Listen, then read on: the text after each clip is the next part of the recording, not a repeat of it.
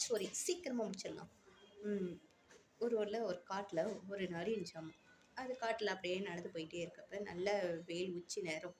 தான் மேலே வெயில் பட்டு அதோட ஷேடோ ரொம்ப பெருசாக பக்கத்தில் தெரிஞ்சோடனே நான் நல்லா ரொம்ப பெரிய ஆள், ரொம்ப பெருசாக வளர்ந்துட்டேன் பார்த்தியா அப்படின்னு நினச்சிட்டு மனசில் அதுவே தன்னால் கற்பனை பண்ணிக்கிச்சாமா.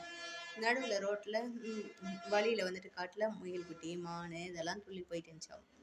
அதெல்லாம் பார்த்துட்டு நான் இதெல்லாம் சாப்பிட மாட்டேன்ப்பா, எனக்கு ரொம்ப பெரிய விலங்கா இருந்தால் தான் நான் சாப்பிடுவேன், எனக்கு யானை சாப்பிட்டா தான் பசி அடங்கும், நான் ரொம்ப பெரிய ஆளாயிட்டேன் அப்படின்னு தன்னைத்தானே கற்பனை பண்ணிக்கிச்சாமா. வெயில் குறைய குறைய குறைய தன்னோட நிழலே தெரியலையாமா. வயிறுலையும் பசி அதிகமாயிடுச்சு எதுவுமே சாப்பிடாதனால. அச்சோ, நம்ம நிழல் தெரியலன்னு தெரியல, நம்ம இழைச்சி போயிட்டோம் போல இருக்கு, நம்மளோட இது தெரியல நம்ம உருவமே, அவ்வளோதான், நமக்கு ரொம்ப பசி அதிகமாகிடுச்சு, இப்போ கையில் எந்த விலங்கு கிடைச்சாலும் நான் சாப்பிட தயாருன்னு பார்க்குறேன், ஒரு விலங்கும் கிடைக்கல பசி அடங்கிறதுக்கு.